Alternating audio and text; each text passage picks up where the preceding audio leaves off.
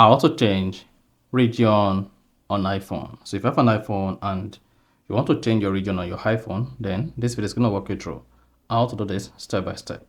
So if at the end of this you found this often informative, please don't forget to like and then subscribe. Now the first one to do is go ahead and click on the settings app. Now once you click on the settings app, scroll down the page, then locate general and click on that. On the general page, scroll down, keep scrolling to get to language and region. Then go ahead and click on that.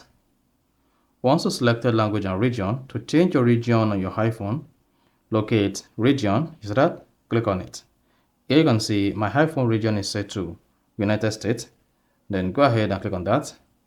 Now set the region you want to change your iPhone region to or the country. Then select it. Here I'm going to change to Nigeria. Then here you would like to change your iPhone language to the UK, or you want to keep the US English. So in this case, since Nigeria is a British colonized country, then go ahead and select UK.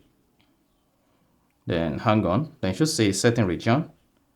You want to repeat this on your own case. So if you are not from Nigeria, just go ahead and set your country or your location on the region. Then you should see my region changed to Nigeria.